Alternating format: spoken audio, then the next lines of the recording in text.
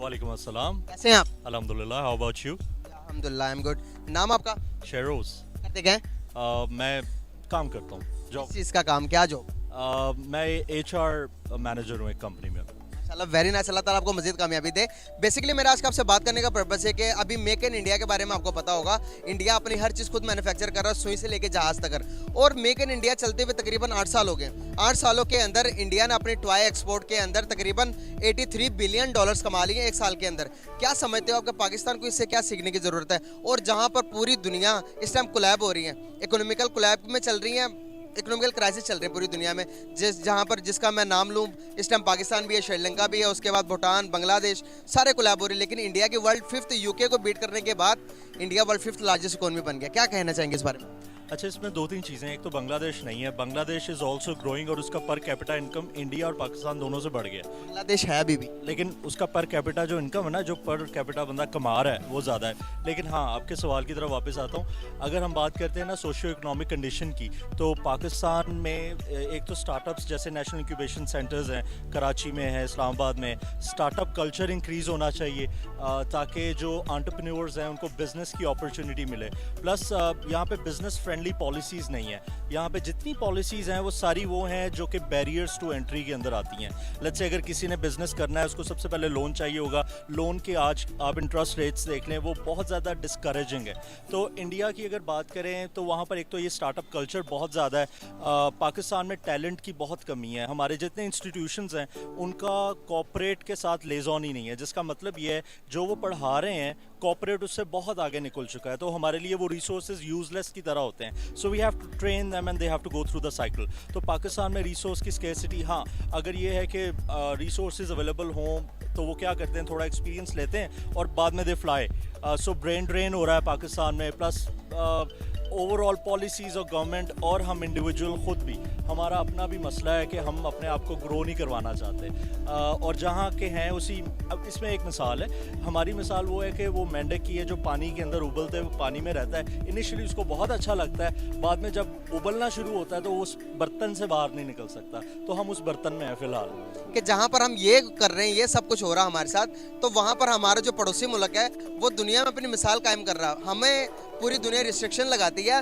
जैसे कि मैं बात करूँ, आपको यूएई ने अभी रिस्ट्रिक्शन लगाई पाकिस्तानियों पर। अगर आप यूएई आना चाहते हो तो आपके अकाउंट में 5000 दिरहम होने चाहिए, जहाँ पर इंडिया को तो कोई इस तरह के रिस्ट्रिक्शन नहीं है। अभी रशिया भी ऐलान करने जा रहा है कुछ टाइम के अंदर कि जो विजिट वीज़ा होगा इंडियंस के लिए फ्री है। और अगर यूके की, अमेरिका की हम बात करें तो सबसे बड़ी कंपनियां जो उनसी, आप गूगल देख लें, उसके बाद फेसबुक, ट्विटर देख लें, सीईओ आपको इंडियंस मिलते हैं। क्या वजूहत है इसकी?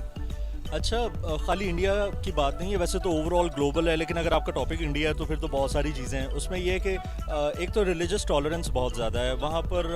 अगर दो चार फैक्टर्स के ऊपर बात करें ना, तो उनकी जितनी भी पॉलिसीज़ हैं वो रिलेटेड हैं अपने इंडिविजुअल ग्रोथ के हवाले से। अब आपने शार्क टैंक्स देखा होगा। शार्क टैंक्स की तरह इंडिया में भी एक, I don't know the name of the drama, लेकिन जो भी है वो भी स्टार्टअप कल्चर प्रमोट कर रहा है। इंडिविजुअली अगर बात करें तो पाकिस्तान में ऐसा कोई फोरम नहीं है जो गवर्नमेंट स्पॉन्सर्ड और इतना पेनिट्रेटेड हो। अभी नेशनल इंक्यूबेशन सेंटर्स हैं जिनका बेसिकली काम ये होता है कि जो एंटरप्रेन्योर्स हैं छोटे लेवल पर, उनको थोड़ा बूस्टअप करके ग्लोबल एक फ्लेवर दें। लेकिन पाकिस्तान का कंपैरिजन इंडिया के साथ नहीं हो सकता। और उसकी हम अपने आप को समझते हैं हम बादशाह हैं, हालांकि हम हैं नहीं। शहबाज शरीफ का बयान है, बेगर्स कैंट बी चूजर्स। बड़ा बुरा लगता है लेकिन है, we all are beggars. The reason is कि अगर हमें कुछ नज़र आता है ना कि यार ये बंदा, यहाँ से हमें एक बिज़नेस अपॉर्चुनिटी नज़र आती है, हम सबसे पहले ये सोचेंगे यार हमें इससे फ़ायदा क्या होगा वक्ती।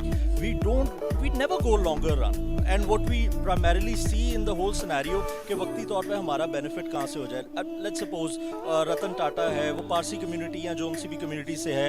अब what they do is that वो कम्युनिटी सर्विस करता है, उनकी कम्युनिटी चूज़ करती है out of the whole loop कि इनका सबसे अगला जो मेंटोर है या जो सीईओ है वो कौन होगा। अब रतन टाटा का एक सेक्रेटरी है who is likely to be replacing him in the near future, who does not belongs to that same corporate culture but he is now been trained by him. अब और वो पारसी कम्युनिटी के पास एक शेयर जाता है। सो हम बहुत दूर हैं, हम बच्चे हैं।